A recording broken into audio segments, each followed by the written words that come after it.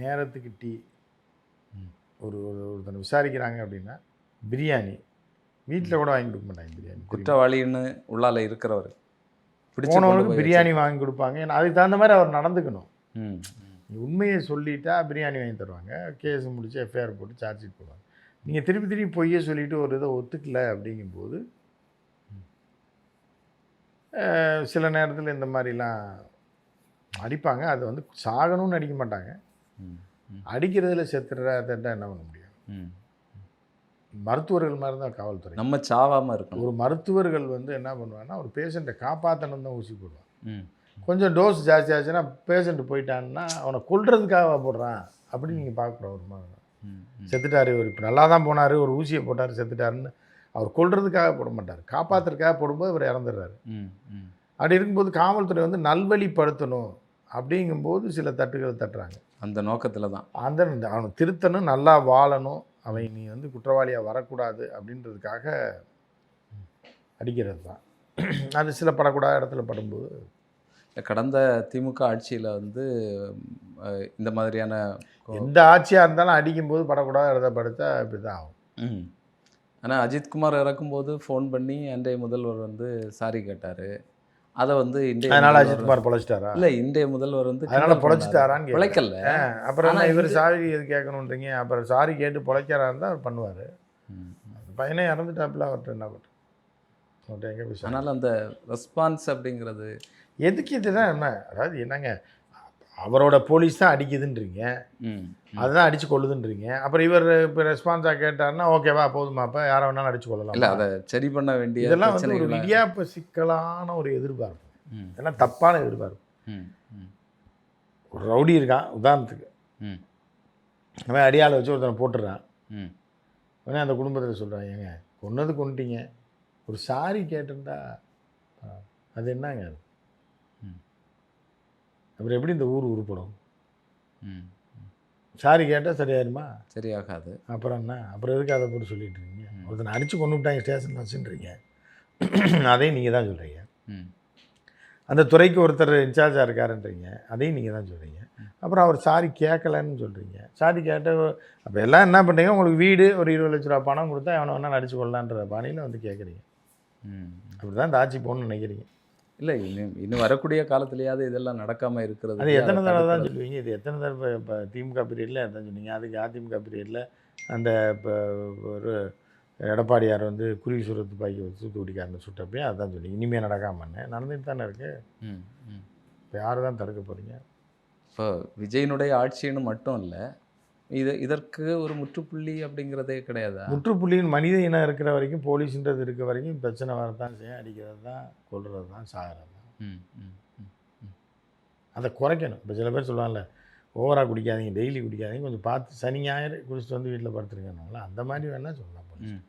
ரெகுலராக கொள்ளாதீங்க, ஒரு பார்த்து கொஞ்சம் அடிக்கும்போது ஏதோ வருஷத்துக்கு 1-2 அப்படின்ற மாதிரி பண்ணிக்கங்க, ரொம்ப பண்ணாதீங்கன்னு சொல்ல முடியும். இப்போ நீட்டுக்கு எதிரான மிகப்பெரிய போராட்டத்தை வந்து தமிழ்நாடு முன்னெடுத்தது. இதுக்கு முன்னாலெல்லாம் சட்ட போராட்டங்கள் எல்லாம் பண்ணாங்க. இப்போ வந்து வட மாநிலங்கள் வீரியமாக போராடிட்டுருக்கு. டெல்லியில் போராட்டம் நடக்குது. வட மாநிலத்தவர்கள் வந்து தமிழ்நாட்டை கிண்டல் பண்ணுற மாதிரி, ஜனநாயகன் திரைப்படத்துக்கு பின்னால் ஓடுற மாதிரி மீம்ஸ் எல்லாம் போட்டுட்ருக்குறாங்க. இதை எப்படி புரிஞ்சுக்கிறது சார்? அதாவது என்ன அப்படின்னு பார்த்தீங்கன்னா, இது எப்படி பார்க்கணும் அப்படின்னா, ஒரு ஐடி கம்பெனியில் ஒரு பையன் வேலை பார்க்குறான். அவன் ஜனநாயகம் படம் பார்க்குறான்னு வச்சுங்க. அவன் மத்தியானம் டியூட்டிக்கு போகிறான், டியூட்டி முடிச்சுட்டு மாதம் 2 லட்ச ரூபா அவனுக்கு சம்பளம் வருது, சாயந்தரமாக ஜனநாயகம் பார்க்குறான். அவனுக்கு இன்னொரு பையன் இருக்கான், அவனுக்கு வேலையும் இல்லை வெட்டியும் இல்லை. அவன் போய் ஜனநாயகம் படம் பார்த்தா தான் தப்பு. வேலை வெட்டி இல்லாத ஒரு நாய், இது சோத்துக்கு வழியில் அப்பம் பையிலேருந்து காசு தூக்கிட்டு போய் ஜனநாயகம் படம் பார்க்குது, இதெல்லாம் விளங்குமான்றது வேறு. நம்ம இது தன்னிறைவு அடைந்த ஒரு மாநிலம் ஆயிடுச்சு. ஒரு முதலமைச்சரை தேர்ந்தெடுக்கிறாங்க. அந்த முதலமைச்சர் எல்லாம் தெரிந்த ஒரு மிகப்பெரிய ஒரு ஞானி. அவர் ஒரு எல்லாத்தையும் சரி பண்ணக்கூடிய சக்தி படைத்தவர். நம்புறாங்க குழந்தைகளை பெண்களை பாதுகாப்பார் அப்படின்னு. ஒரு கடவுள் கையிலேயே ஒரு ஆட்சியை கொடுத்துட்டு அவங்க படத்துக்கு போகிறாங்க. ஏன்னா எல்லாம் நிறைவாயிடுச்சு, எல்லாருக்கும் வேலை பார்க்குறான், எல்லாம் ஐடியில் இருக்காங்க, நல்லா சம்பாதிக்கிறாங்க. வடக்கு பசங்க வந்து இங்கே கூலி வேலை பார்க்குறாங்க. அவங்களுக்கு வந்து இப்போ தான் அடுத்த ஸ்டேஜுக்கே போகிறான். நம்ம எல்லாம் டாக்டர் ஆகி இன்ஜினியர் ஆகி ஐடியில் வேலை பார்த்து அமெரிக்கா வரைக்கும் போயிட்டாங்க. ஸோ அப்படி தான் நம்ம பார்க்கணுமே தவிர, விஜய் ஆட்சியில் அந்த இந்த ஒரு 3 மாசத்துல தமிழ்நாடு வந்து எவ்வளோ வளர்ந்துருக்கு அப்படின்றது பாருங்க. ம். அவ்வளோ லெஸ்ஸராக இருக்கேன். ம். படம் பார்க்குற அளவுக்கு உங்களுக்கு டைம் இருக்குது அப்படின்னா உங்கள் தண்ணீரவே அடைஞ்சிட்டிங்கன்னு இருக்கும். ம். ம். பொழுது போல் படம் பார்க்குறீங்க. காலைல ஷிஃப்ட்டுக்கு போகிறீங்க 6 மணிக்கு, 3 மணி 2 மணிக்கு வந்துடுறீங்க. பிரியாணி சாப்பிட்றீங்க, ஒரு தூக்கத்தை போடுறீங்க, 6 மணிக்கு ஷோ போகிறீங்க, ஜனநாயகன் பார்த்து கொண்டாடுறீங்க. ம். ம். ம். இப்படியே கொண்டாடிட்டே இருங்க. ஆனால் இங்கே செத்த அனிதா உட்பட பல்வேறு மாணவர்களுடைய அந்த வாழ்வை கெடுத்த நீட்டு மாதிரியான பிரச்சனைகளில் குரல் கொடுக்க வேண்டாம். அதுதான் அடுத்த படத்தில் எப்படி இவர் நடிப்பார்? குரல் இவர் கொடுத்துட்டு தான் இருக்காரு. அவர் கொடுத்துட்ருக்கு. அஜித் படத்தில் நடிக்க மாட்டார்ல. அது வந்து சிஜேபி பார்ட்டி நடத்தக்கூடிய போராட்டத்தில் இவர் எப்படி பங்கேற்பார்? இவர் கட்சி வேற, அது வேற இல்லை.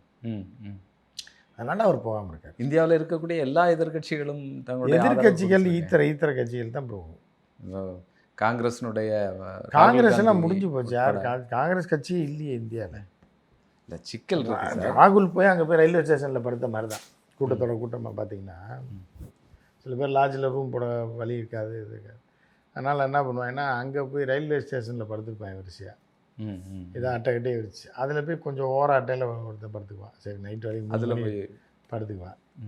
அப்புறம் அவன் இருந்துச்சு யாரம் சைத்தான் இங்கே வந்து படுத்துருக்கேன், சும்மா தான் சரி சரி போ. காலைல 3:30 மணி ட்ரெயினில் ஏறி ஓடி போயிடுவாங்க. அந்த மாதிரி தான். இல்லை அந்த அளவுக்கு கூட ஒரு அட்டை கிடைக்கலையா விஜய் அவர்களுக்கு?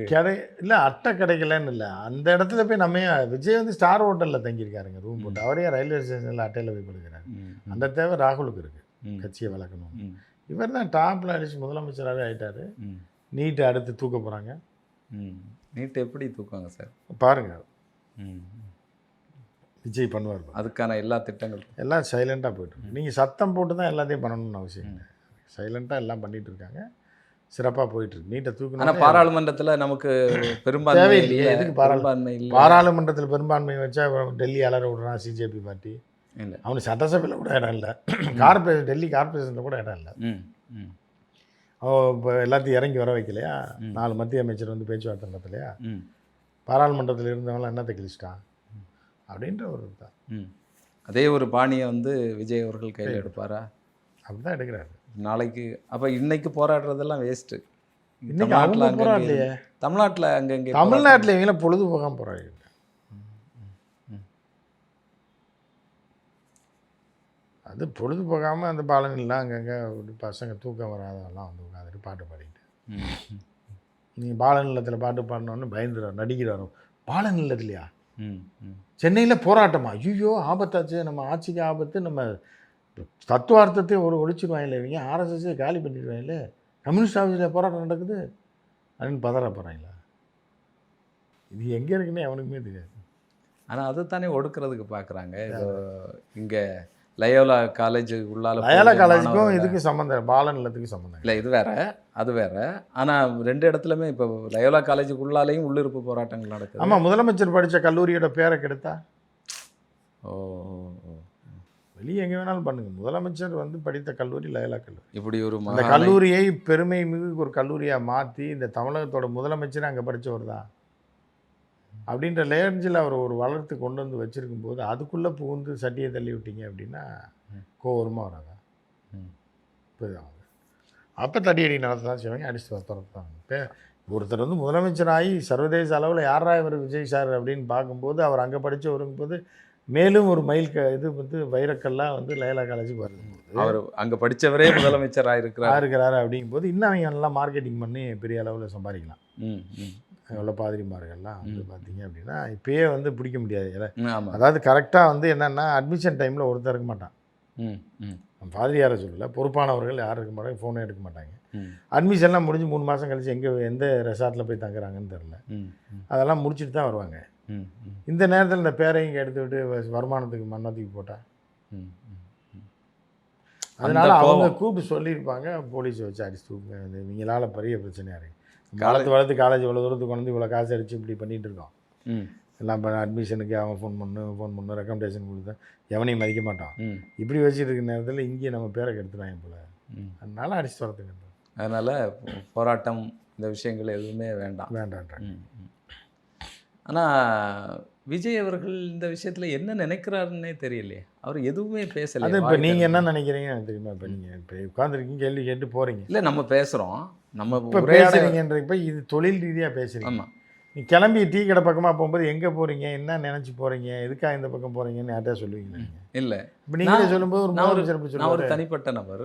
தனிப்பட்ட நபர் தான், அவர் சொல்லணும்னு என்ன அவசியம் இருக்குது? இந்திய அரசியல் சட்டத்தில் இருக்கா? முதலமைச்சர் ஆனவன்னு நீங்கள் என்ன நினைக்கிறீங்க டெய்லி காலையில் எழுதி கொடுங்க, உங்களை மாதிரி ஒரு நோட்டை வச்சு எழுதி வச்சுட்டு போனீங்கன்னா நாங்கள் படித்து தெரிஞ்சுக்குவோம் நான் சொல்ல முடியும். இல்ல. அது சொல்ல வேண்டிய அவசியம் ஆனா இல்லை. இந்தியாவினுடைய எல்லா முதலமைச்சர்களும் பேசுறாங்களே. எங்கே அங்க ஒரு பிரச்சனை வரும்போது பிரஸ் மீட் பிரச்சனை வரும்போது பேசுவாங்க. அது அவங்கெல்லாம் டம்மி பீஸு. இப்போ பாருங்கள், இப்போ கட்சி ஆரம்பித்து 3 மாதத்தில் வந்தாங்களா அவங்கெல்லாம்? இல்ல. எல்லாம் 20 வருஷமாக காலங்காலமாக மூட்டை தூக்கி கஷ்டப்பட்டு வந்தவங்க. அப்படி முதலமைச்சர்லாம் யூஸ்லெஸ்ங்க. இன்றைக்கி பாருங்கள், பேசாமல் வந்திருக்காரு. அடிச்சு 2 வருஷத்துக்குள்ளால ஆமாம் வரணும்னு சொல்லி டார்கெட் போட்டு வந்திருக்காரு. அவர் தான் பெரிய சூப்பர் ஸ்டார். அதனால் அவரெல்லாம் நீங்கள் நெருங்க முடியாது. அவரை பற்றி கேள்வி கேட்கவும் கூடாது. ஏன்னா நீங்கள் ஓட்டும் போடலை.